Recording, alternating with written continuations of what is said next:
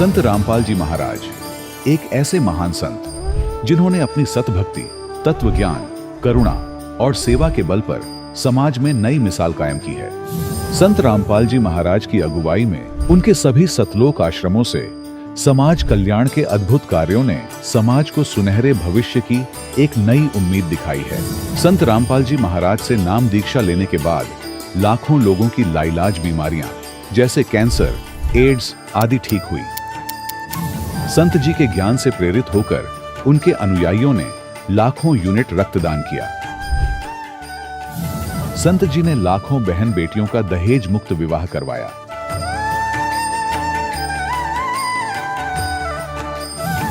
संत जी ने लाखों लोगों का नशा छुड़वाया, करोड़ों उजड़े परिवार बसे।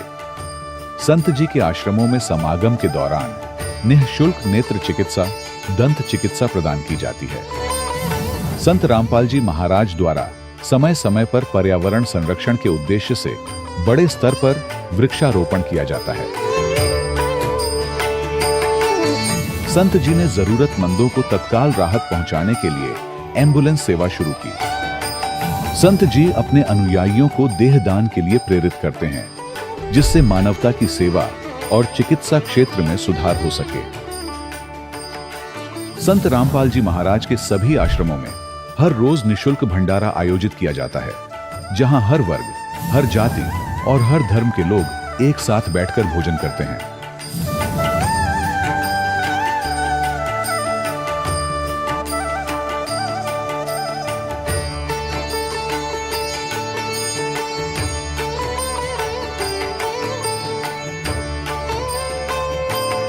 संत रामपाल जी महाराज के आश्रम में हजारों बुजुर्गों को सम्मान और प्यार के साथ जीवन जीने का अवसर मिलता है। उनके खाने, रहने और स्वास्थ्य की पूरी जिम्मेदारी संत रामपाल जी महाराज उठाते हैं।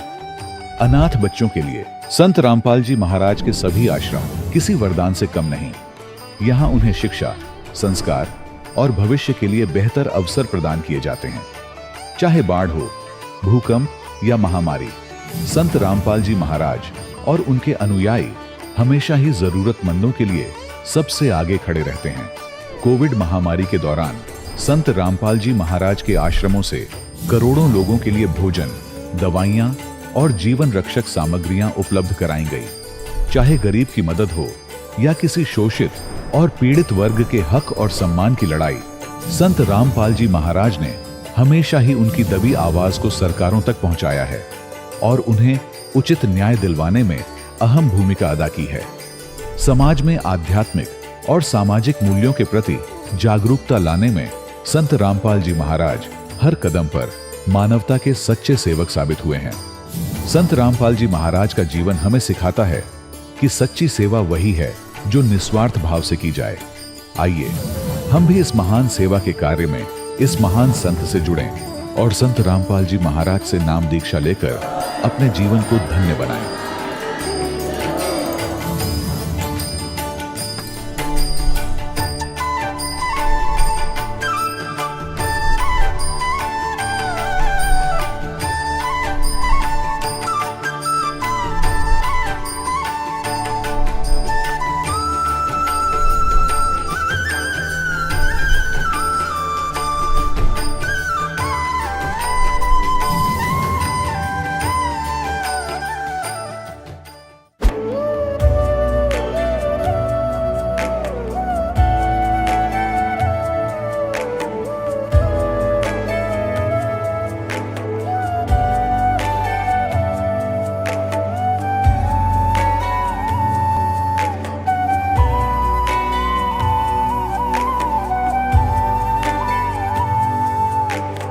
गीता 18 के श्लोक नंबर 62 में भगवान स्वयं कह रहे हैं कि अर्जुन उस परमेश्वर की शरण में जा जिसकी कृपा से परम शांति व शाश्वत स्थान अर्थात सतलोक को प्राप्त होगा। वो परमेश्वर कौन है, कहां है, कैसा है, जानने के लिए कृपया अवश्य सुनिए जगत गुरु तत्वदर्शी संत रामपाल जी महाराज के अमृत वचन। नमस्कार दर्शकों, आज हम आपके सामने एक ऐसी कहानी लेकर आए हैं जो आपको सोचने पर मजबूर कर देगी। ये कहानी है झारखंड के गुमला निवासी दिलीप जी की, जिनकी जिंदगी ने सतभक्ति और शास्त्रों के अनुसार भक्ति करने से पूरी तरह से करवट ली। दिलीप जी का जीवन पहले बिल्कुल अलग था। वह नशे की लत में डूबे हुए थे, मांसाहारी भोजन करते थे और कई गंभीर बीमारियों से जूझ रहे थे। उनकी आर्थिक स्थिति भी बहुत खराब थी। परिवार के सभी सदस्य बीमार रहते थे। ऐसा लगता था कि जीवन में कोई उम्मीद ही नहीं बची थी। परंतु जब दिलीप जी ने पूर्ण संत से नाम दीक्षा प्राप्त की और सद्भक्ति का मार्ग अपनाया तो उनकी जिंदगी में चमत्कारिक परिवर्तन हुआ। अब आइए दिलीप जी से ही सुनते हैं उनकी यह अद्भुत कहानी, उनकी जुबानी। नमस्कार सर। नमस्कार सर। सर क्या नाम है आपका? दिलीप महतो। दिलीप जी आप कहाँ से हैं? पोस्ट प्रखंड सिसई, जिला गुमला, झारखंड से हूँ। संत रामपाल जी महाराज जी से नाम दीक्षा आपने कब ली? 20 जनवरी 2019 को मैंने संत रामपाल जी महाराज से नाम दीक्षा लिया। संत रामपाल जी महाराज जी से नाम दीक्षा लेने से पहले आप क्या भक्ति साधना करते थे? जो हमारे हिंदू समाज में चल रहा था, जैसे दुर्गा जी का, लक्ष्मी जी का, फिर बहुत सारा पर्व आते रहता था। रामनवमी का पर्व हो गया। इस तरह से सभी को पूजा करते रहते थे। सर आपने बताया कि आप बहुत सारे देवी देवताओं की भक्ति करते थे, तो फिर संत रामपाल जी महाराज जी की शरण में आने का क्या कारण बना? जी, संत रामपाल जी महाराज के शरण में आने से पहले एक ग्रुप भी बनाया था, प्रेम रावत, जिसका सत्संग भी सुन रहा था। पर और उसके साथ जो भी देवी देवता भी पूजा कर रहे थे, उससे भी कुछ फ़ायदा तो नहीं मिला। जहाँ तक हानि ही हो रहा था। प्रेत बाधा थी, हर तरह के शारीरिक कष्ट थे, आर्थिक आमदनी भी बहुत ही कम था, जिसे हम जीवन यापन करने में बहुत ही असमर्थ थे। बहुत कठिनाइयों से हम परिवार को झेलते झेलते चल रहे थे। सर आपने बताया कि आपके ऊपर दुखों का पहाड़ टूटा हुआ था। आप सतपाल जी महाराज जी से जुड़े हुए थे, फिर भी आपके ऊपर दुखों का पहाड़ टूटा हुआ था, तो क्या संत रामपाल जी महाराज जी की शरण में आने के बाद आपको लाभ हुए? जी हाँ, संत रामपाल जी महाराज के शरण में आने के बाद जो उनका भक्ति, सद्भक्ति और उनका मूल मंत्र था, उनमें इतना शक्ति था कि हमको कुछ ही दिनों में जो भी हम नशा विकार भी करते थे वो भी ऑटोमेटिक छूटने लगा। मांस मदिरा भी जो भी करते थे वो भी ऑटोमेटिक छूटने लगा। और जो भी प्रेत बाधा था, शारीरिक कष्ट था, धीरे धीरे हल होते गया। और ऐसा लग रहा था कि अब बाद में बहुत ही अच्छा माहौल बनने लगा और आमदनी का स्रोत भी बनते गया। और आज का डेट में देखा जाए तो मैं 200 मतलब एक दिन का कमाने लायक नहीं था, लेकिन आज परमात्मा संत रामपाल जी महाराज के शरण में आने के बाद हम 400 से 500 प्रतिदिन आमदनी का स्रोत बन गया। संत रामपाल जी महाराज के शरण में आने से पहले जो बीमारी थी, मेरा हर्निया था और जो बार बार पेशाब आता था वो कंट्रोल नहीं हो रहा था। शारीरिक दुखों का एकदम दर्द से बेहाल थे हम। कुछ मजदूरी करने के लायक भी नहीं थे कि क्या हम आमदनी करें, वो भी नहीं था। आमदनी भी नहीं थी, प्लस बीमारी भी था घर परिवार में। उसे कैसे हम करें, उसको मेंटेन करना मुश्किल हो गया था। लेकिन हम हर्निया और जो पेशाब में बार बार जो था जलन था, दिक्कत था, शारीरिक कष्ट था मेरा, वो भी संत रामपाल जी महाराज के शरण में आने के बाद ठीक हो गया। दूसरा मेरा बेटा बेहोश हो रहा था, उसका दवाई भी कराते रहा, झाड़ फूँक भी कराया था, बहुत तरह से डॉक्टर भी किया, इलाज भी कराया, जांच भी करवाया, पर भी कुछ नहीं समझ में आया। सीटी स्कैन भी कराया था। ये मेरे बेटे का रिपोर्ट है। आर्थिक तंगी के कारण उसको दवाई नहीं चलाने सके और छोड़ दिए। और संत रामपाल जी महाराज के शरण में आने के बाद उसको कुछ दवा भी नहीं चला और आज बिल्कुल ठीक है। उसका मानसिक जो कमजोरी था वो भी बिल्कुल ठीक हो गया। दूसरा मेरा पत्नी जो बवासीर से तंग थी, कुछ निमोनिया भी था, अगर गर्म खाती थी तो बवासीर था और ठंडा खा जाती थी तो उसको निमोनिया से पीड़ित थी, हर तरह से तंग थी, उसको बहुत कठिनाई हो रहा था। लेकिन आज संत रामपाल जी महाराज के शरण में आने के बाद आज बिल्कुल आज सभी परिवार ठीक चल रहा है, कोई प्रेत बाधा भी नहीं है। संत रामपाल जी महाराज की शक्ति भक्ति से, सद्भक्ति से, उनका मूल मंत्र से ये लाभ, बहुत सारे लाभ मिला, जिसे जो नर्क था मेरा जीवन उसको आज स्वर्ग में बदल दिया मेरा ज़िंदगी को, और आमदनी दुगुनी तिगुनी बढ़ाते जा रहे हैं, जिसे मेरा सुखमय जीवन जी रहे हैं, अच्छा जीवन जी रहे हैं। एक लाभ और बताना चाह रहे हैं, मेरे बेटी का जो रिपोर्ट है, जो मलेरिया में जो उसको जांच हुआ, इंजेक्शन पड़ा तो उसका खून काला हो गया, पर उसको कुछ दवाई चलते हुए भी संत रामपाल जी महाराज की कृपा से उसको लाभ मिला।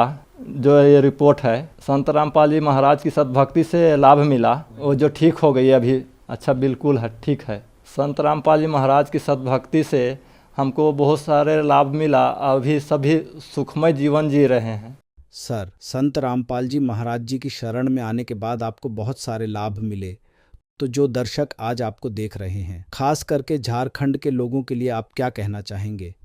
हम तो ये कहना चाहते हैं कि संत रामपाल जी महाराज को जो बहुत सारे टीवी चैनलों पर सत्संग आता है, उसको ज़रूर से ज़रूर देखें।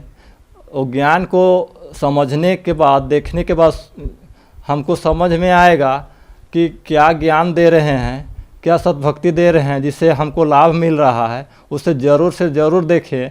संत रामपाल जी महाराज जी से नाम दीक्षा कैसे ली जा सकती है? संत रामपाल जी महाराज से नाम दीक्षा लेने के लिए सत्संग में ही पीली पट्टी का नंबर चलता है, उस नंबर पर कांटेक्ट करके, और सभी ज़िला पर नामदान केंद्र है, उससे कांटेक्ट करके आके और नाम दीक्षा प्राप्त कर सकते हैं। धन्यवाद सर। धन्यवाद। दर्शकों, अभी आपने सुने संत रामपाल जी महाराज से दीक्षा प्राप्त करके सुखी हुए भक्त के अनुभव। अब देखिए जगत गुरु तत्वदर्शी संत रामपाल जी महाराज के मंगल प्रवचन। अब दास ने लगभग 10 वर्ष हो गए टीवी चैनल पे सबको ललकार दिया, सबको बता दिया तुम झूठे हो, तुम्हारा ज्ञान झूठा, तुम्हारा भगवान नकली और तुम्हारा ज्ञान गलत, तुम्हारी भक्ति गलत, और कोई नहीं चल सकता। एक शब्द कह के दिखा दो, कोई एक संत एक दूसरे के प्रति हंगामा मचा दे, क्योंकि वो झूठे को झूठा कहेगा। और यहां परमात्मा के ज्ञान के आधार से कहा जा रहा है, हर कोई सब बोल नहीं रहे, बोल रहे तो उनकी दूनी विद पिट है।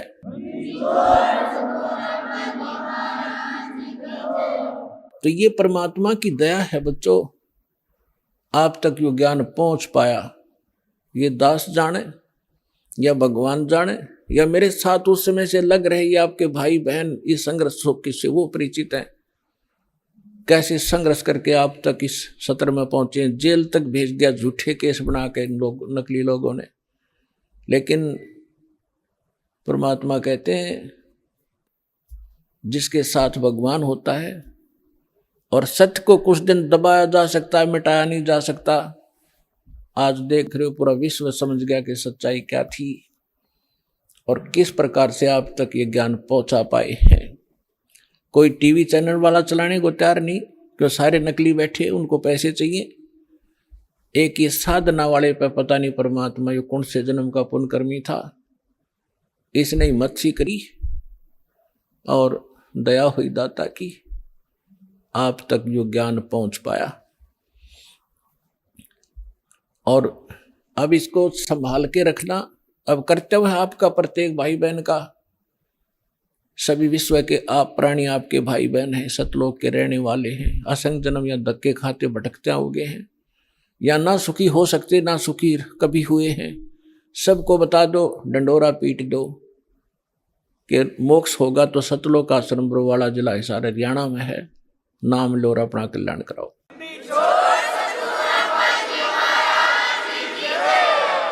सद तारे पिंड अपना साधु तारे खंडे, उसको सतगुरु जानियो जो तार देवे ब्रह्मंडे। अब यहां परमात्मा के विषय में गरीबदास साहब जी कह रहे हैं, सेवक होकर उतरे दास बनकर कबीर दास। कबीर दास एक आधीन घूमा करते थे। हमें एक रिहर्सल बता गए कि यहाँ की फोकट महिमा ने देख कर फूलियो मत, ये तुम्हारी दुश्मन सिद्ध हो जाएगी इस भक्ति मार्ग में। और मेरे से कुछ छुपा नहीं आपने, किस चीज की आवश्यकता है, आप पर क्या संकट आने वाला है, उसको कैसे टालूंगा, मालिक को सब पता है। जैसे ऑपरेशन थिएटर में जाने के बाद मरीज अपनी नहीं चलाना चाहिए, अपनी चलाओगा तो केस बिगाड़ेगा वो। तो आप आगे ऑपरेशन थिएटर में और जन्म मरण का रोग आपका कटेगा।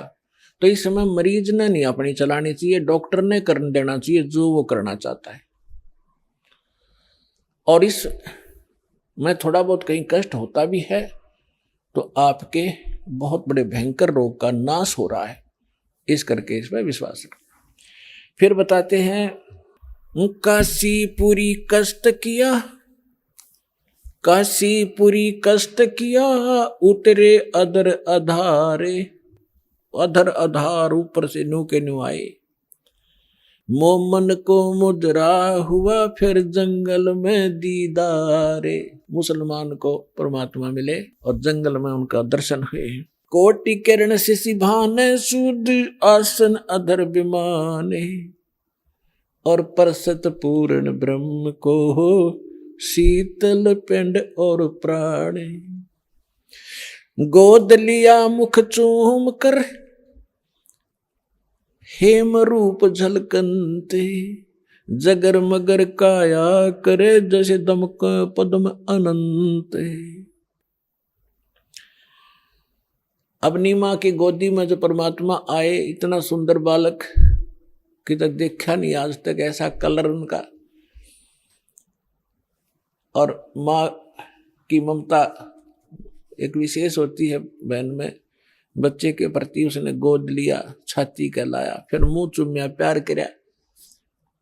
और उनका इतना अच्छा सुंदर शरीर था, हेम रूप झलकंत। हिम हिम माने बर्फ, और बर्फ जैसी सफेद कलर था उस परम पिता का। जैसे कभी कपड़ा लेना जाते थे दुकान पर, सफेद कपड़ा मांगते थे तो नो क्या कर, वो कहता था दुकानदार के स्नो व्हाइट है ये। स्नो व्हाइट माने बर्फ जैसी सफेदी, सबसे अच्छी सफेदी बर्फ की होती है, बर्फ की। तो यहाँ हिम माने बर्फ होता है। तो गरीबदास जी कहते हेम रूप झलकंत, बर्फ जैसे व्हाइट कलर के परमात्मा का शरीर था। गोद लिया मुख चूम कर हेम रूप झलकंत, जगर मगर काया कर जैसे दमक पद्म अनंत।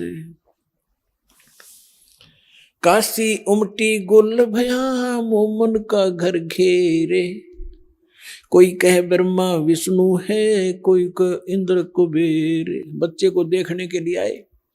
पहले तो नीरू को डर था कि यदि हम इस बच्चे को घर ले जाएंगे, अपनी पत्नी से कह दिया था इसको यहीं छोड़ दे, इसी में हमारी खैर है।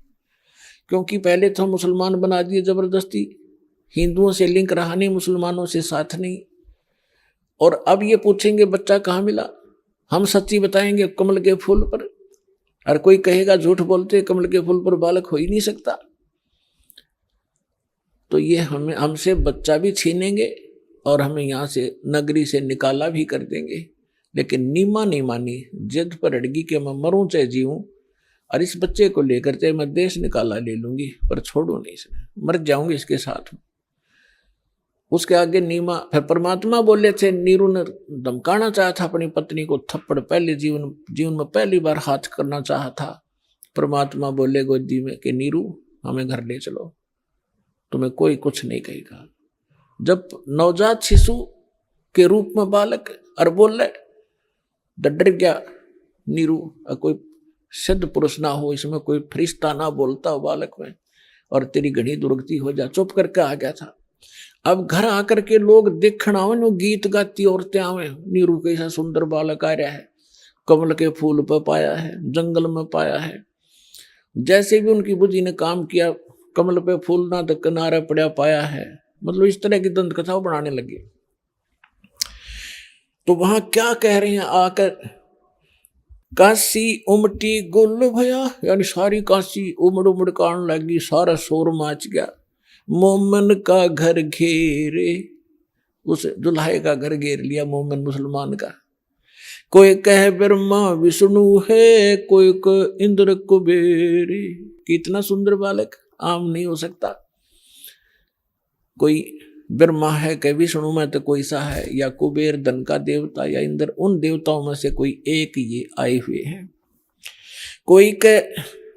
कोई के वरुण धर्म राय है, कोई के ईसे 16 कला सुभान गति, कोई कहे जगदीश।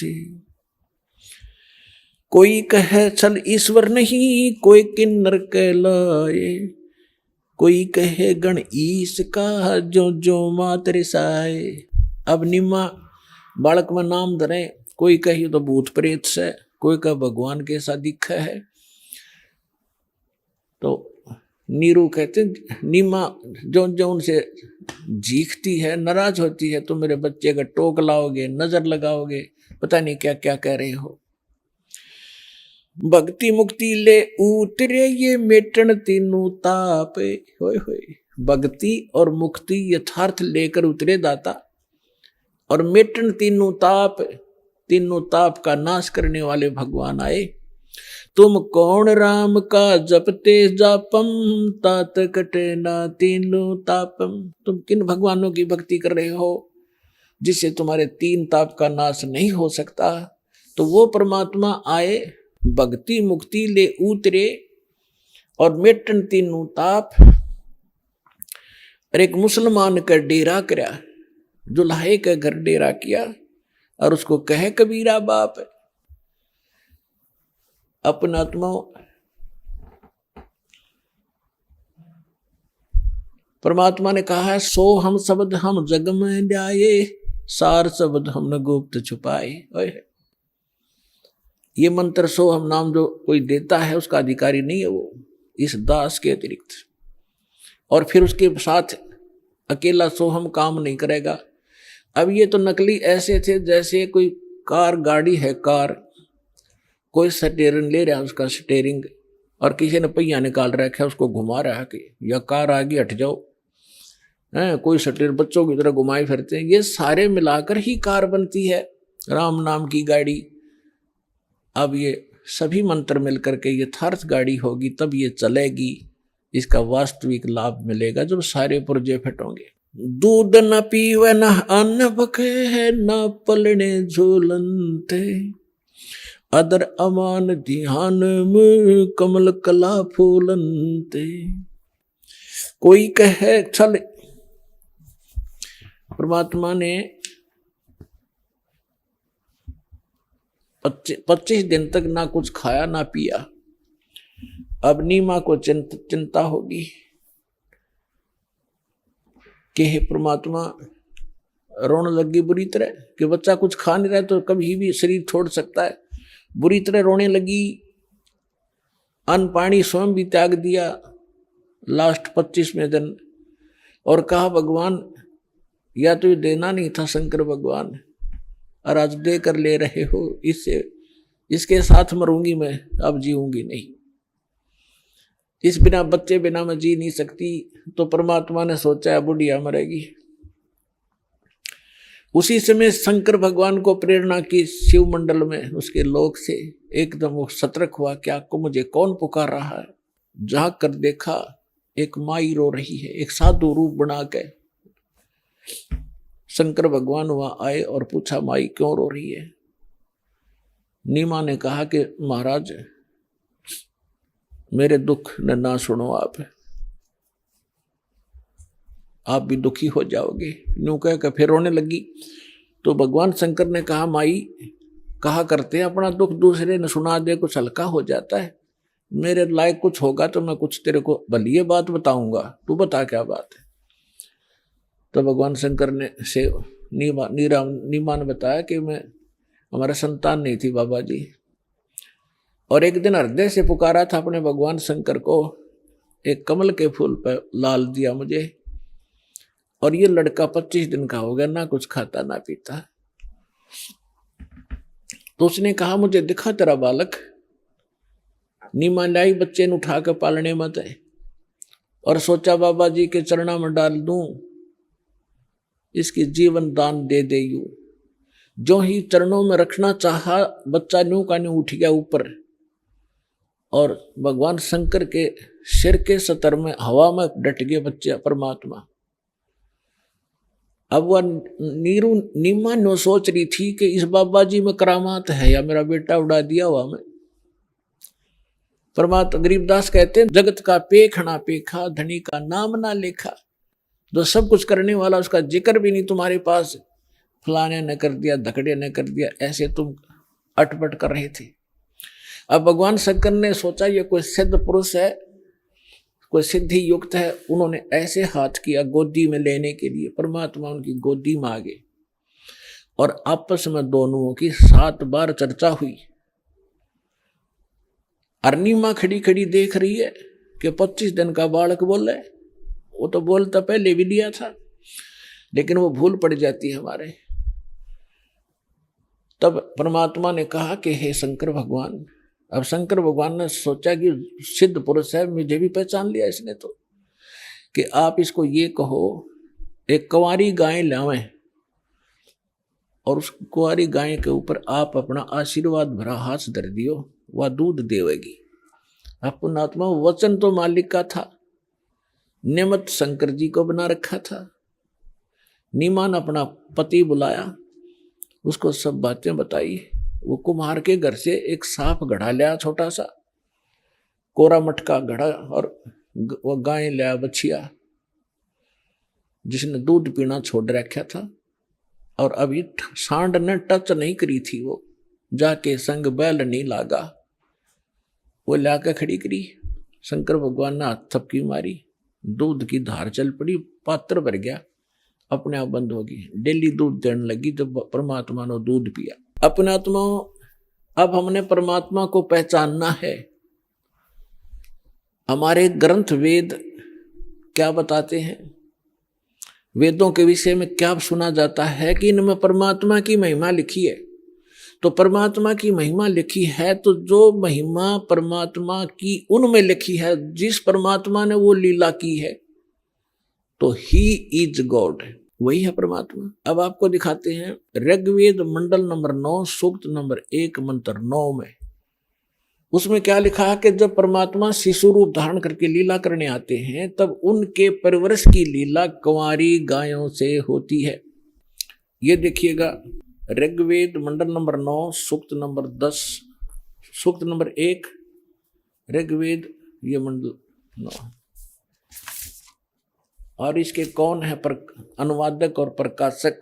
सार्वदेशिक आर्य प्रतिनिधि सभा, महर्षि सिद्धांत भवन, रामलीला मैदान, नई दिल्ली। महर्षि सिद्धांत द्वारा अनुवादित लिखा है इसमें। मुद्रक Prince offset printers 1510 Pataudi house, त्रियागन, नई दिल्ली। इसके बिल्कुल ये 9 मंडल से स्टार्ट है।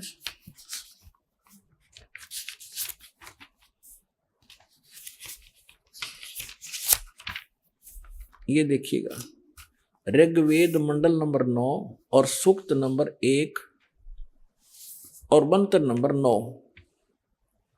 ये मंत्र नंबर 9 है। इसकी संस्कृत है अभि इमम अधन्या उत्सन्नितम शृणंती धेनव। धेनो माने गाय, शिशु माने शिशु रूप में प्रगट परमात्मा, सोमम, सोम माने अमर परमात्मा, इंद्राय पात्वे। इसका अर्थ इन्होंने किया है, उस सोम माने अमर परमात्मा को इन्होंने सोम मान लिख दिया, सोम स्वभाव वाले पुरुष को। हर देखो,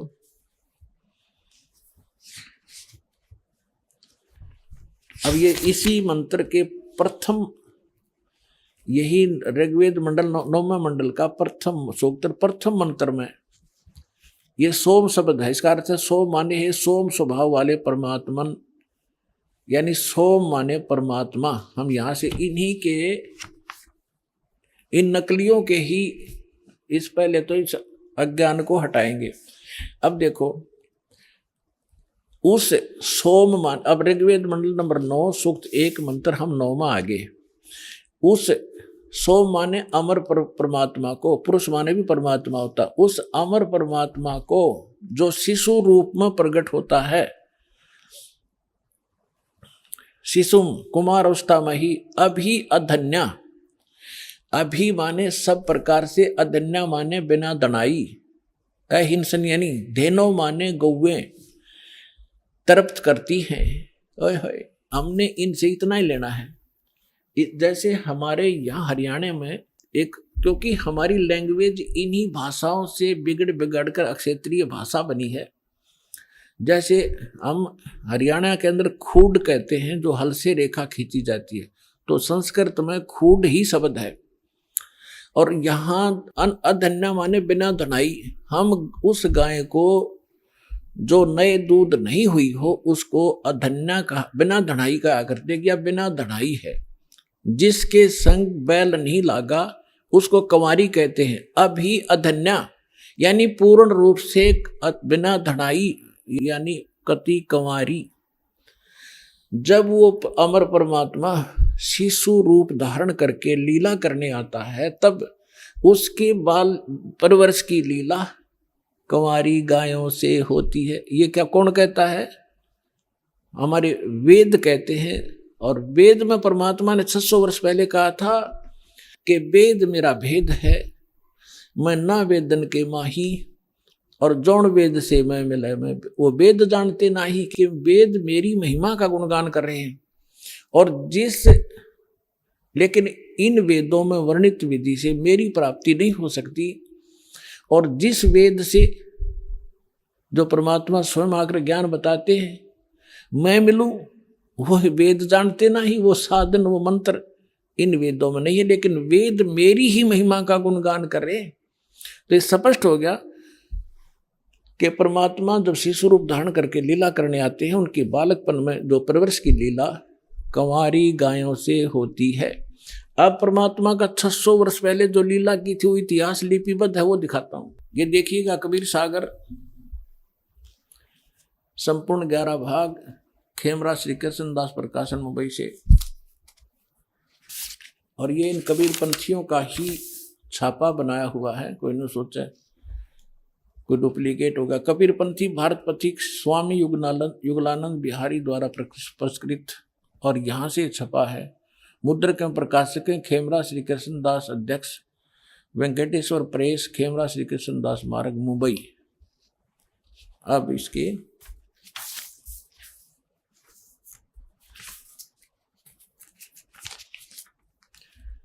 अब ये है कि ज्ञान सागर खंड है, ज्ञान सागर 74 पृष्ठ पे।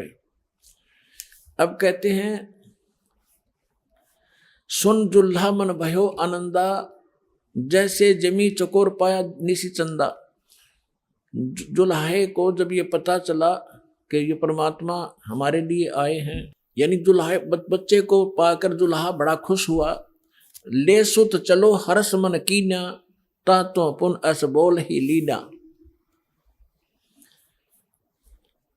सुत काशी को ले चले, लोग देखण ते आव, अन पानी भक्षय नहीं, खावे नहीं, जुल्हा शोक जनावे।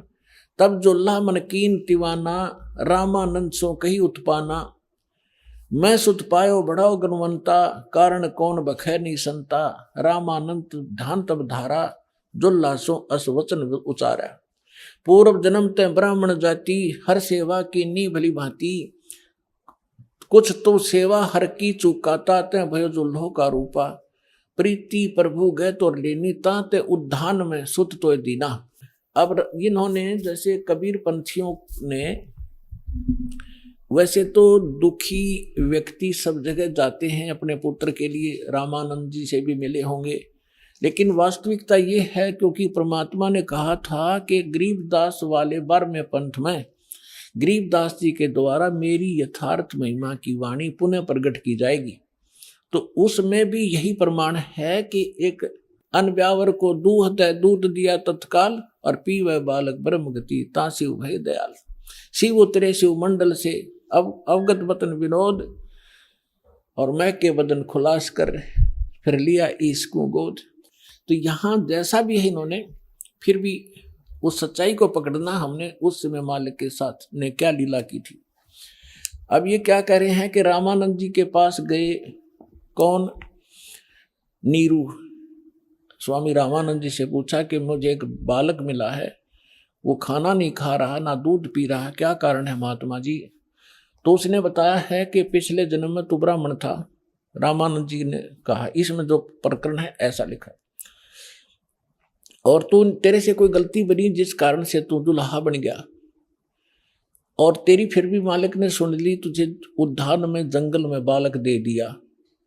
अब ये तब खाएगा तो इसके लिए एक कुंवारी गाय लाओ और वो दूध देगी, तब वो बालक पीवेगा। देखिए, अब नीरू कहता कि भगवान मेरे से गलती हुई, उस मैंने फल पा लिया, और अब मैं आरत हो, हे प्रभु जस कीन्यो तस पायो, आरत हो तब दर्शन आयो, सो कहिए उपाय गुसाई, बालक अक्षुदावंत कुछ खाई। मेरे से जो गलती हुई थी भगवान ने मुझे सजा दे दी, दुल्हा बना दिया आपके कहने अनुसार, लेकिन मैं आपके पास आया हूँ संकट निवारण के लिए, सो ऐसा उपाय बताइए मेरा बालक कुछ खावे। तो रामानंद अस युक्ति विचारा, तुम सुत कोई ज्ञानी अवतारा, तेरा बालक जो है कोई विद्वान पुरुष है, और बचिया जाही बैल नहीं लागा, अरसो ले ठाड़ करो ते आगा।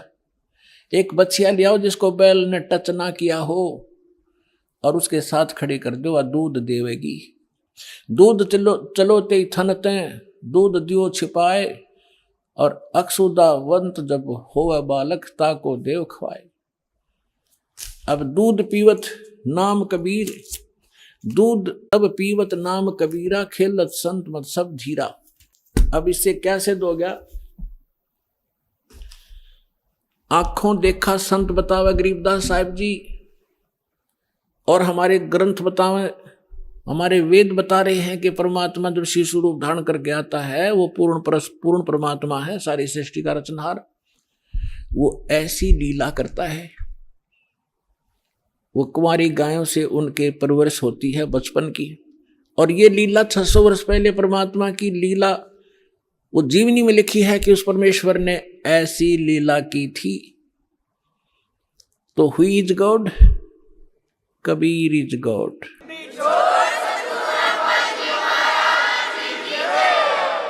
अब फिर क्या होता है? अब परमात्मा जिस उद्देश्य को लेकर आते हैं पुण्यात्माओं, ये वेद भी बताते हैं। ऋग्वेद मंडल नंबर 9 सूक्त 86 मंत्र 26 और 27 में, ऋग्वेद मंडल नंबर 9 सूक्त 82 मंत्र 1, 2, 3 में, ऋग्वेद मंडल नंबर 9 सूक्त 54 मंत्र 3 में, ऋग्वेद मंडल नंबर 9 सूक्त 20 मंत्र 1 में, ऋग्वेद मंडल नंबर 9 सूक्त 1 मंत्र 8 और 9 में, ऋग्वेद मंडल नंबर 9 सूक्त 96 के मंत्र 16 से 20 में, ऋग्वेद मंडल नंबर 9 सूक्त 94 के 1 में, ऋग्वेद मंडल नंबर 9 सूक्त 95 के मंत्र 2 में, और भी अनेक स्थानों पर ये प्रमाण है कि वो परमात्मा सतलोक में रहता, अमरलोक में, और वहाँ मनुष्य के समान, राजा के समान है, मनुष्य सदृश्य है, वहाँ से सह शरीर आता है, बिजली जैसी गति से आता है, अच्छी आत्माओं को मिलते हैं जो दृढ़ भक्त होते हैं और उनको ज्ञान सुनाते हैं। ये हमारे वेद बताते हैं। और जब परमात्मा शिशु रूप धारण करके आते हैं तो वो समय उनके जो परवरिश की लीला कंवारी गायों से होती है। और यही संत बताते हैं, यही हमारे ग्रंथ बताते हैं। तो परमात्मा को पहचानने में अब देर नहीं लगेगी। अब आगे बताते हैं, अब जिस उद्देश्य से परमात्मा आते हैं कि वो अपना ज्ञान सुनाते हैं, अध्यात्म ज्ञान, यथार्थ ज्ञान भगवान ही सुनाते हैं, और कवियों की तरह आचरण करते हैं, लोकोक्तियों के माध्यम से और दोहाओं के माध्यम से, दोहावलियों के माध्यम से वो अपना ज्ञान महिमा प्रचार करते हैं, जिस कारण से वो एक प्रसिद्ध कवि भी कहलाते हैं। तो पुण्यात्माओं, जिस लाल को हमने पत्थर जान के कूड़े में डाल रखा था, अब संभालो इसको, धनी हो जाओगे अध्यात्म मार्ग के भी, और भौतिक सुख भी यही दे सकता है, दूसरा इस पृथ्वी को आपको देने वाला नहीं।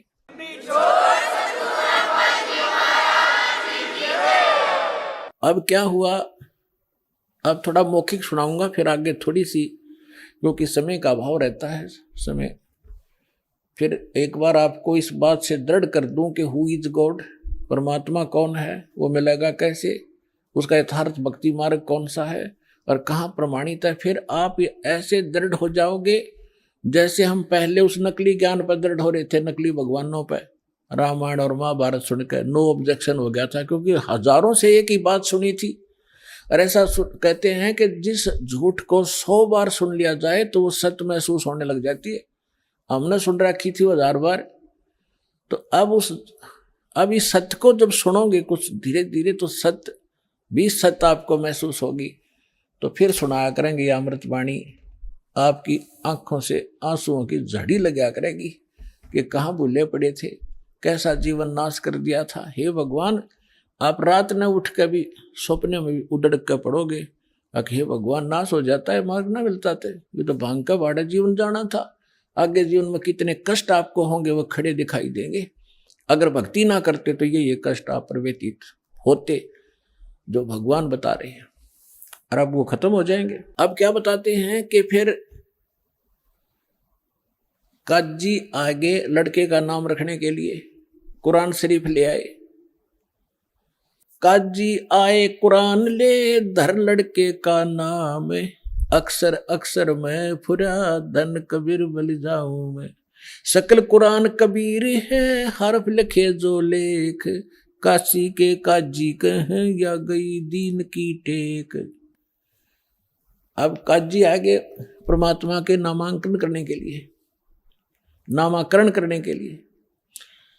अब वो कैसे करते हैं, जैसे कुरान शरीफ को खोलते हैं, पवित्र पुस्तक है, और उसमें पहला अक्षर जो होता है उसके ऊपर नाम रखते हैं। जो ही उन्होंने कुरान शरीफ को खोला उसमें कबीर अक्षर था। अभी आपने सुने संत रामपाल जी महाराज के मंगल प्रवचन। आइए अब सुनते हैं संत रामपाल जी महाराज से नाम दीक्षा लेकर सतभक्ति करके अद्भुत लाभ प्राप्त करने वाले अनुयायी के विचार। नमस्कार जी। नमस्कार जी। ਤੁਹਾਡਾ ਕੀ ਨਾਮ ਹੈ ਜੀ? ਰਮੇਸ਼ ਕੁਮਾਰ ਜੀ। ਰਮੇਸ਼ ਕੁਮਾਰ ਜੀ, ਤੁਸੀਂ ਕਿੱਥੋਂ ਆਏ ਹੋ? ਜਲੰਧਰ, ਪੰਜਾਬ। ਰਮੇਸ਼ ਕੁਮਾਰ ਜੀ, ਤੁਸੀਂ ਬਾਈ ਪ੍ਰੋਫੈਸ਼ਨ ਕੀ ਕੰਮ ਕਰਦੇ ਹੋ? ਮੈਂ ਇਸ ਟਾਈਮ ਰਿਟਾਇਰ ਹਾਂ, ਪਰ ਮੈਂ ਪਹਿਲੇ ਸੌਫਟਵੇਅਰ ਇੰਜੀਨੀਅਰ ਸੀ ਇੱਕ ਇੰਸ਼ੋਰੈਂਸ ਕੰਪਨੀ 'ਚ। ਦੈਨ ਉਸ ਤੋਂ ਬਾਅਦ BRS ਲਈ ਸੀ as a assistant branch manager operation. Sant Rampal ਜੀ ਮਹਾਰਾਜ ਜੀ ਤੋਂ ਕਦੋਂ ਨਾਮ ਦੀਕਸ਼ਾ ਲਈ? ਇਹ ਮੈਂ ਲਈ ਸੀਗੀ 24 ਫਰਵਰੀ 2013 'ਚ। ਸੰਤ ਰਾਮਪਾਲ ਜੀ ਮਹਾਰਾਜ ਜੀ ਤੋਂ ਨਾਮ ਦੀਕਸ਼ਾ ਲੈਣ ਤੋਂ ਪਹਿਲਾਂ ਤੁਸੀਂ ਕਿਹੜੀ ਭਗਤੀ ਸਾਧਨਾ ਕਰਦੇ ਸੀ?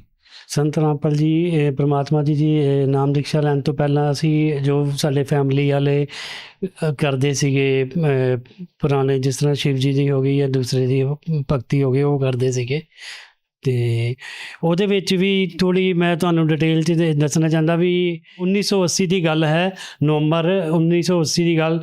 ਮੈਂ ਵੈਸ਼ਨੋ ਦੇਵੀ ਗਿਆ ਸੀਗਾ ਅਤੇ ਉਸ ਤੋਂ ਬਾਅਦ ਉੱਥੇ ਕੀ ਹੋਇਆ ਜੀ, ਮੈਂ ਜਦੋਂ ਛੋਟਾ ਜਿਹਾ ਸੀਗਾ ਅਤੇ ਜਦੋਂ ਮੇਰੀ ਵਾਰੀ ਆਈ ਦਰਸ਼ਨਾਂ ਕਰਨ ਦੀ, ਲੇਕਿਨ ਉਹਨਾਂ ਨੇ ਜਿਹੜੇ ਪੰਡਿਤ ਸੀਗੇ ਉਹਨਾਂ ਨੇ ਮੈਨੂੰ ਧੱਕਾ ਮਾਰ ਕੇ ਬਾਹਰ ਕੱਢਤਾ।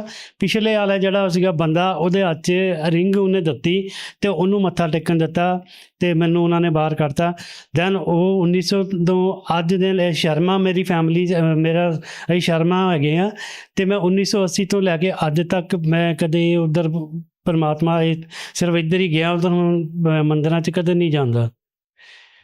ਜਿਵੇਂ ਕਿ ਤੁਸੀਂ ਦੱਸਿਆ ਵੀ ਬਚਪਨ ਤੋਂ ਹੀ ਤੁਹਾਨੂੰ ਇੱਕ ਝਟਕਾ ਲੱਗਿਆ, ਜਿਸ ਤੋਂ ਬਾਅਦ 'ਚ ਤੁਸੀਂ ਮੰਦਿਰਾਂ ਦੇ ਵਿੱਚ ਜਾਣਾ ਛੱਡਤਾ। ਸੰਤ ਰਾਮਪਾਲ ਜੀ ਮਹਾਰਾਜ ਜੀ ਦੀ ਸ਼ਰਨ ਦੇ ਵਿੱਚ ਆਉਣਾ ਕਿਵੇਂ ਹੋਇਆ? ਇਹ ਗੁਰੂ ਜੀ ਦੀ ਅਸੀਂ 2013 'ਚ ਆਏ। ਉਸ ਤੋਂ ਪਹਿਲਾਂ ਅਗਰ ਥੋੜ੍ਹਾ ਮੈਂ ਵਿਸਤ੍ਰਿਤ ਗੁਰੂ ਜੀ ਦੀ ਸ਼ਰਨ ਤੋਂ ਪਹਿਲਾਂ ਮੈਂ 34 ਸਾਲ ਆਪਣੇ ਰਾਧਾ ਸੁਆਮੀ ਦੇ ਵਿੱਚ ਰਿਹਾ। ਰਾਧਾ ਸੁਆਮੀ ਦੇ ਵਿੱਚ ਮੇਰੀ ਸਾਡੀ ਸੇਵਾ ਲੱਗੀ ਹੁੰਦੀ ਸੀ, ਜਿੱਥੇ ਆਪਣੇ ਗੁਰਿੰਦਰ ਢਿੱਲੋਂ ਜੀ ਜਿੱਥੇ ਨਾਮਦਾਨ ਦਿੰਦੇ ਹੁੰਦੇ ਸੀ, ਉੱਥੇ ਡਿਊਟੀ ਹੁੰਦੀ ਸੀਗੀ ਸਾਡੀ ਵੀ ਕਿਹਨੂੰ ਨਾਮਦਾਨ ਦੇਣਾ, ਕਿਹਨੂੰ ਨਹੀਂ ਨਾਮਦਾਨ ਦੇਣਾ। ਅਸੀਂ ਉਹਨਾਂ ਨੂੰ ਪਰਚੀਆਂ ਦਿੰਦੇ ਹੁੰਦੇ ਸੀ ਅਤੇ ਉੱਥੇ ਵੀ ਬੜਾ ਉਦਾਸ ਹੁੰਦਾ ਸੀ, ਜਿੱਦਾਂ ਕਿਸੇ ਨੂੰ ਪਰਚੀਆਂ ਕਿਸੇ ਨੂੰ ਨਹੀਂ, ਜਿਸ ਤਰ੍ਹਾਂ ਲੇਡੀਜ਼ ਨੂੰ ਨਹੀਂ ਦਿੰਦੇ ਹੁੰਦੇ ਸੀ। ਅਤੇ ਉਹ ਬਾਹਰ ਕੀ ਕਰਦੀਆਂ ਹੁੰਦੀਆਂ ਸੀ, ਆਪਣੇ ਦੀਵਾਰ 'ਤੇ ਸਿਰ ਮਾਰ ਕੇ ਖੂਨ ਕੱਢ ਲੈਂਦੀਆਂ ਹੁੰਦੀਆਂ ਸੀ। ਫਿਰ ਮਨ ਬੜਾ ਦੁਖੀ ਹੁੰਦਾ ਸੀ ਵੀ ਅਸੀਂ ਕੌਣ ਹੁੰਦੇ ਆ ਵੀ ਉਹਨਾਂ ਨੂੰ ਪਰਚੀਆਂ ਦੇਣ ਵਾਲੇ, ਵੀ ਕਿਹਨੂੰ ਦੇਣਾ ਕਿਹਨੂੰ ਨਹੀਂ ਦੇਣਾ। ਇਹ ਜੋ ਅਗਰ ਕਰਨਾ ਚਾਹਵੇ ਤਾਂ ਗੁਰਿੰਦਰ ਜੀ। ਫਿਰ ਜਦ ਗੁਰਿੰਦਰ ਜੀ ਜਦੋਂ ਆਏ ਸੀਗੇ, ਉਹਨਾਂ ਨੂੰ ਜਦੋਂ ਗੁਰੂ ਗੱਦੀ ਮਿਲੀ ਸੀਗੀ, ਫਿਰ ਉਦੋਂ ਵਿੱਚ ਵੀ ਇਹ ਹੋਇਆ ਸੀ ਵੀ ਗੁਰਿੰਦਰ ਜੀ ਨੇ ਕਦੇ ਨਾਮਦਾਨ ਲਿਆ ਨਹੀਂ ਸੀਗਾ, ਨਾ ਕਦੇ ਉਹ ਭਗਤੀ ਕਰਦੇ ਸੀਗੇ। ਫਿਰ ਉਹ ਵੀ ਅਸੀਂ ਨਾਮਦਾਨ ਤੋਂ ਛੱਡ ਦਿੱਤਾ। ਵਾਈਫ 1984 ਦੇ ਵਿੱਚ ਪਹਿਲਾਂ ਬ੍ਰਹਮ ਕੁਮਾਰੀ 'ਚ ਜਾਂਦੀ ਸੀ, ਮੈਂ ਵੀ ਨਾਲ ਅਟੈਚਮੈਂਟ ਹੋ ਗਿਆ ਉਹਨਾਂ ਦੇ ਨਾਲ। ਫਿਰ ਉੱਥੇ ਵੀ ਜਾ ਕੇ ਉਹਨਾਂ ਦੇ 2 ਵਾਰੀ ਜਿਹੜੇ ਮੇਨ ਹੈੱਡ ਆਫਿਸ ਹੈ ਉੱਥੇ ਵੀ ਜਾਂਦੇ ਰਹੇ, ਪਰ ਉੱਥੇ ਵੀ ਮੈਨੂੰ ਨਹੀਂ ਲੱਗਾ, ਵਾਈਫ ਨੂੰ ਵੀ ਨਹੀਂ ਲੱਗਾ ਹੈਗਾ, ਕਿਉਂਕਿ ਉਹ ਇਹ ਕਹਿੰਦੇ ਸੀਗੇ ਵੀ ਜੋ ਅਗਰ 5000 ਅੱਜ ਤੋਂ ਜੋ ਕੁਝ ਹੋਇਆ 5000 ਸਾਲ ਬਾਅਦ ਦੁਬਾਰਾ ਉਹੀ ਚੀਜ਼ ਹੋਣੀ। ਮੈਂ ਉਹਨਾਂ ਨੂੰ ਕੁਐਸਚਨ ਪੁੱਟ ਅਪ ਕਰਨੇ, ਅਗਰ ਅਸੀਂ ਅੱਜ ਜੇ ਬੰਦਾ ਜੇ ਜਨਮ ਕੁੱਤੇ ਦਾ ਹੈ ਤੇ ਉਹਨੇ 5000 ਸਾਲ ਬਾਅਦ ਹੀ ਕੁੱਤਾ ਬੰਦਾ ਤੇ ਫਿਰ ਭਗਤੀ ਕਰਨ ਦਾ ਕੀ ਫਾਇਦਾ। ਪਰ ਉਹਨਾਂ ਨੇ ਵੀ ਕੋਈ ਪ੍ਰੋਪਰ ਸੈਟਿਸਫੈਕਸ਼ਨ ਜਵਾਬ ਨਹੀਂ ਦਿੱਤਾ। ਤੇ ਇਸ ਤਰ੍ਹਾਂ ਹੀ ਕੀ ਹੋ ਰਿਹਾ ਸੀ, ਅਸੀਂ ਟੀਵੀ ਦੇਖ ਰਹੇ ਸੀ ਤੇ ਦੇਖਤੇ ਮਤਲਬ ਵਾਈਫ ਨੇ ਸਾਸੰਗ ਸੁਣਿਆ। ਮੈਂ ਤਾਂ ਤਕਰੀਬਨ ਅੰਮ੍ਰਿਤਸਰ ਜੋਬ 'ਤੇ ਜਾਂਦਾ ਹੁੰਦਾ ਸੀ, ਤੇ ਜਦੋਂ ਉਹਨਾਂ ਨੇ ਦੇਖਿਆ ਤੇ ਮੈਨੂੰ ਕਹਿੰਦੇ ਵੀ ਇਹ ਕਿਤਾਬ ਮੰਗਵਾਉਣੀ ਹੈਗੀ ਹੈ। ਅਸੀਂ ਮੈਸੇਜ ਭੇਜਿਆ ਤੇ ਸਾਨੂੰ ਹਫ਼ਤੇ ਮਗਰੋਂ ਕਿਤਾਬ ਆ ਗਈ। ਤੇ ਕਿਤਾਬ ਜਦੋਂ ਆਈ ਤੇ ਜਦੋਂ ਅਸੀਂ ਗਿਆਨ ਗੰਗਾ ਕਿਤਾਬ ਪੜ੍ਹੀ, ਉਹਦੇ ਵਿੱਚ 19 ਨੰਬਰ ਪੇਜ 20 ਨੰਬਰ ਪੇਜ 'ਚ ਜਦੋਂ 21 ਨੰਬਰ ਪੇਜ ਦੇਖਿਆ ਤੇ ਅਸੀਂ ਫਿਰ ਹੈਰਾਨ ਹੋ ਗਏ ਵੀ ਅਸੀਂ ਦੁਨੀਆ ਦੇ ਵਿੱਚ ਕਿੱਦਾਂ ਆਏ, ਕਿਸ ਤਰ੍ਹਾਂ ਆਏ, ਤੇ ਸਾਨੂੰ ਇਹ ਕਦੇ ਕਿਸੇ ਸਾਡੇ ਗ੍ਰੰਥਾਂ 'ਚ ਨਹੀਂ ਸੀ ਪਤਾ ਲੱਗਾ। ਫਿਰ ਅਸੀਂ ਇਹ ਕਿਤਾਬ ਮੰਗਾ ਕੇ ਸਾਰੀ ਪੜ੍ਹੀ। ਫਿਰ ਅਸੀਂ ਜਿਹੜੇ ਆਸ਼ਰਮ ਵਾਲੇ ਨੰਬਰਾਂ 'ਤੇ ਉੱਥੇ ਅਪਰੋਚ ਕੀਤਾ।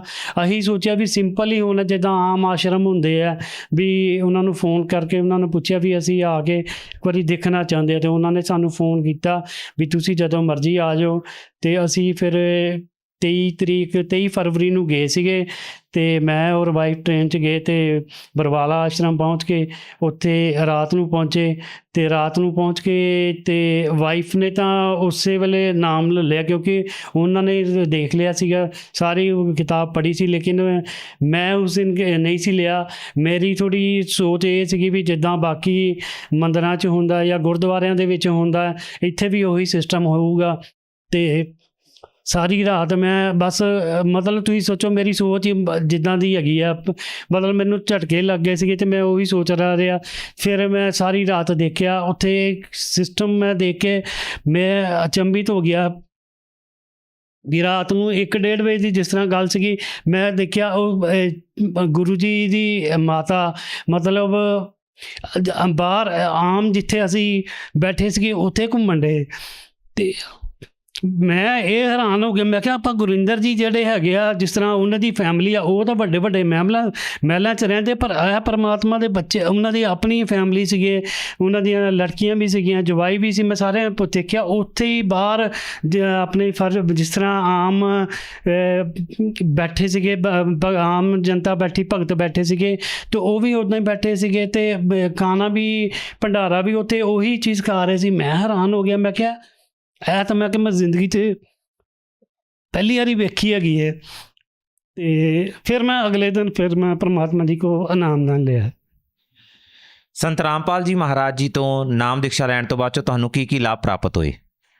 ਪਰਮਾਤਮਾ ਜੀ ਤੋਂ ਨਾਮਦਾਨ ਦੀਕਸ਼ਾ ਲੈਣ ਤੋਂ ਬਾਅਦ ਤਾਂ ਦੇਖਦਾ ਹੈ ਆਪਣੀ ਭਗਤੀ, ਸਹੀ ਭਗਤੀ ਮਿਲ ਗਈ। ਉਹ ਮੈਨੂੰ ਬਹੁਤ ਹੋਇਆ ਵੀ ਚਲੋ ਸਾਡਾ ਜ਼ਿੰਦਗੀ ਦਾ ਜੋ ਮੇਨ ਮਕਸਦ ਸੀਗਾ, ਮੋਕਸ਼ ਦਾ ਵੀ ਸੀਗਾ, ਉਹ ਕਿਸ ਤਰ੍ਹਾਂ ਹੈਗੀ।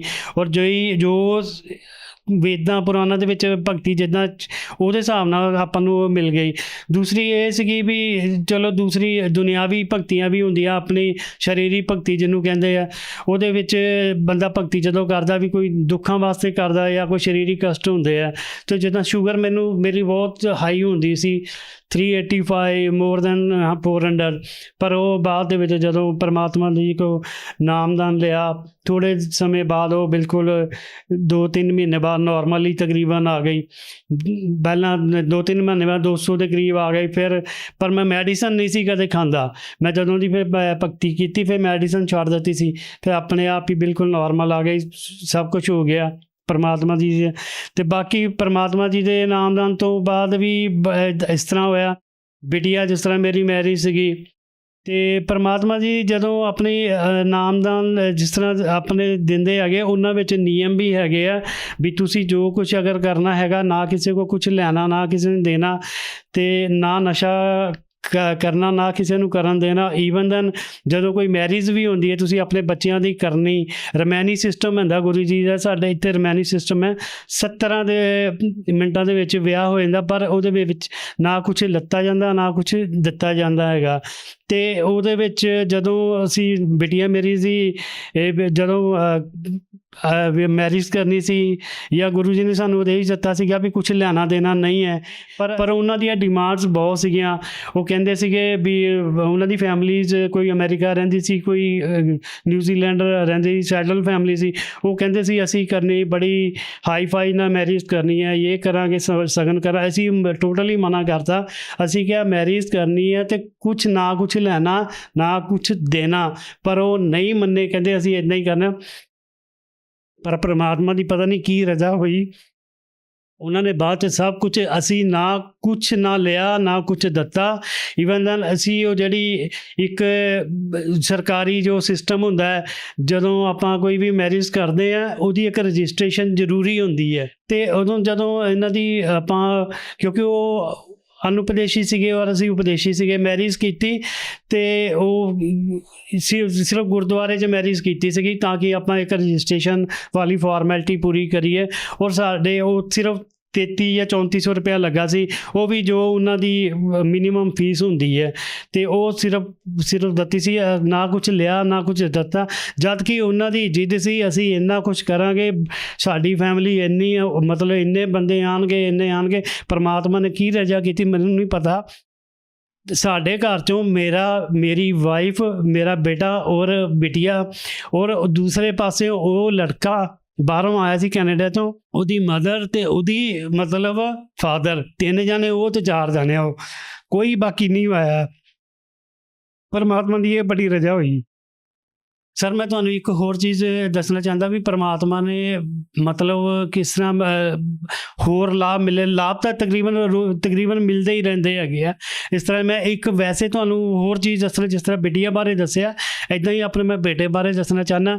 ਬੇਟਾ ਮੇਰਾ ਰੀਸੈਂਟਲੀ ਹੁਣ ਉੱਥੇ ਕੈਨੇਡਾ ਗਿਆ ਸੀ। ਜਿਸ ਜਗ੍ਹਾ ਗਿਆ ਉਹ ਰਿਮੋਟ ਏਰੀਆ, ਨਾ ਸਾਡਾ ਕੋਈ ਉੱਧਰ ਹੈ, ਨਾ ਕੋਈ ਲੈਣਾ ਨਾ ਕੋਈ ਦੇਣਾ, ਅਤੇ ਨਾ ਕੋਈ ਰਿਸ਼ਤੇਦਾਰ ਸੀਗੇ, ਅਤੇ ਸਾਨੂੰ ਇੰਨੀ ਪਰੇਸ਼ਾਨੀ ਸੀਗੀ ਵੀ ਬੇਟੇ ਨੂੰ ਕਿੱਦਾਂ ਭੇਜਾਂ। ਮੈਂ ਇਹ ਨਹੀਂ ਦੱਸਣਾ ਚਾਹੁੰਦਾ ਵੀ ਮੈਂ ਕੋਈ ਇੱਧਰ ਉੱਧਰ ਦੀਆਂ ਗੱਲਾਂ, ਤਾਂ ਮੈਂ ਮਿਰਾਕਲ ਦੱਸਣਾ ਚਾਹੁੰਦਾ ਵੀ ਪਰਮਾਤਮਾ ਕਿਸ ਤਰ੍ਹਾਂ ਬੰਦੇ ਦੀ ਮਦਦ ਕਰਦੇ ਹੈਗੇ, ਉਹ ਆਪਣੇ ਆਪ ਹੀ ਕਰਦੇ ਆ।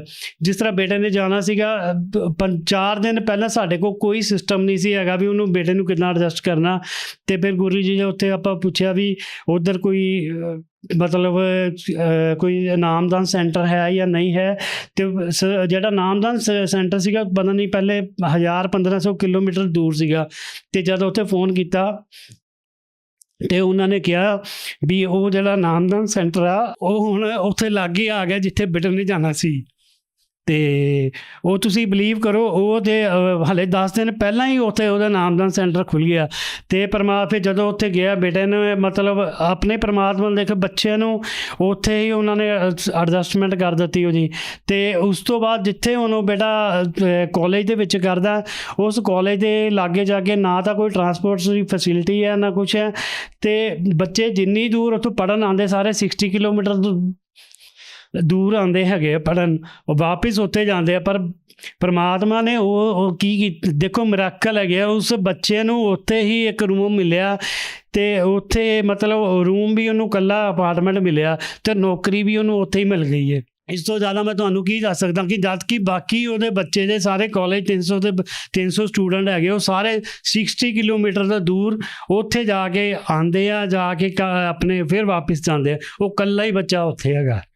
ਰਮੇਸ਼ ਕੁਮਾਰ ਜੀ, ਜਿਵੇਂ ਤੁਸੀਂ ਦੱਸਿਆ ਵੀ ਤੁਸੀਂ ਪੜ੍ਹੇ ਲਿਖੇ ਹੋ, ਜ਼ਿਆਦਾਤਰ ਲੋਕ ਜੋ ਸੰਤ ਮਾਰਗ 'ਤੇ ਲੱਗਦੇ ਨੇ ਉਹਨਾਂ ਨੂੰ ਕਿਹਾ ਜਾਂਦਾ ਵੀ ਉਹ ਅੰਧ ਵਿਸ਼ਵਾਸ ਦੇ ਤਹਿਤ ਸੰਤ ਮਾਰਗ ਦੇ ਉੱਤੇ ਲੱਗਦੇ ਨੇ। ਤੁਸੀਂ ਇਸ ਬਾਰੇ ਕੀ ਕਹਿਣਾ ਚਾਹੋਗੇ? ਨਹੀਂ, ਅੰਧ ਵਿਸ਼ਵਾਸ ਦੀ ਤਾਂ ਇਸ ਤਰ੍ਹਾਂ ਨਹੀਂ, ਉਹ ਪ੍ਰਮਾਤਮਾ ਜੀ ਜੋ ਕੁਝ ਵੀ ਚੀਜ਼ ਦੱਸਦੇ ਆਪਣੇ ਵੱਲੋਂ ਕੁਝ ਨਹੀਂ ਦੱਸਦੇ।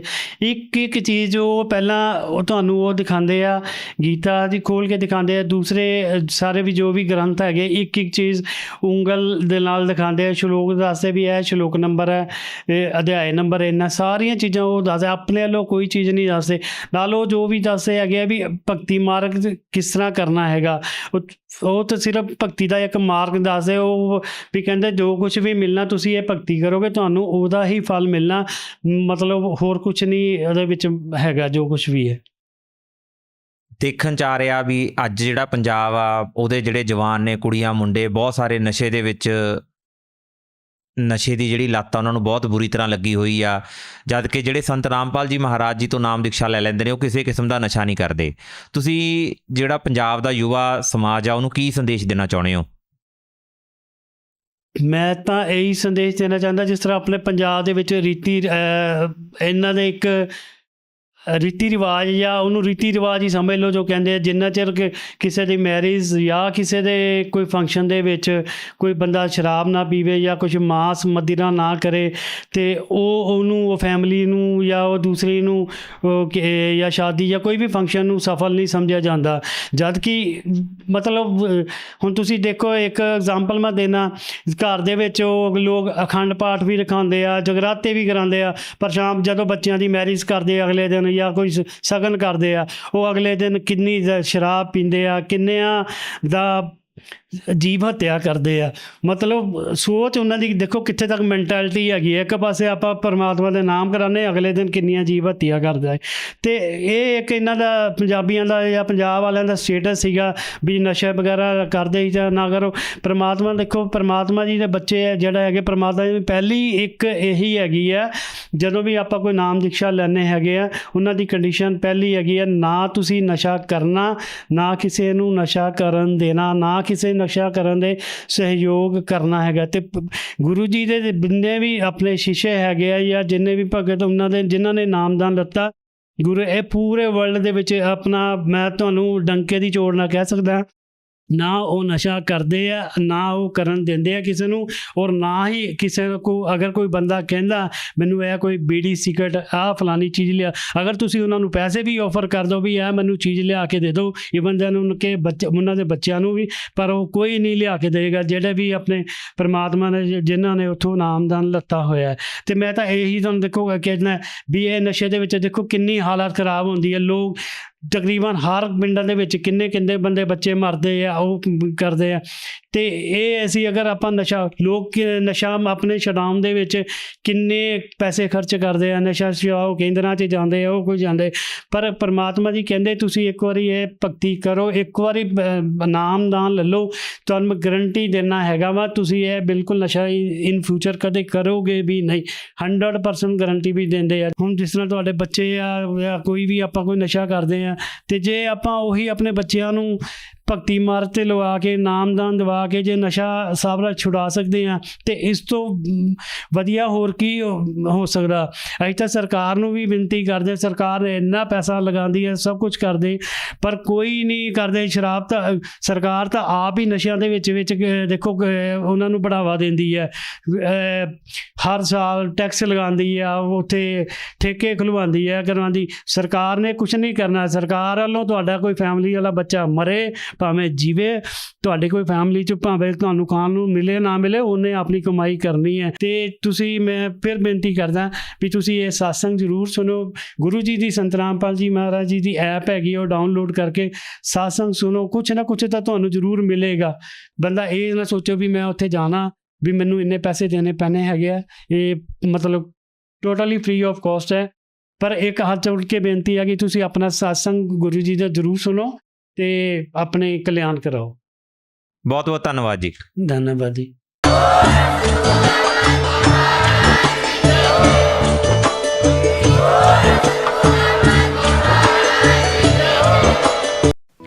आप सुन रहे थे जगत गुरु तत्वदर्शी संत रामपाल जी महाराज के मंगल प्रवचन। अधिक जानकारी के लिए संपर्क करें।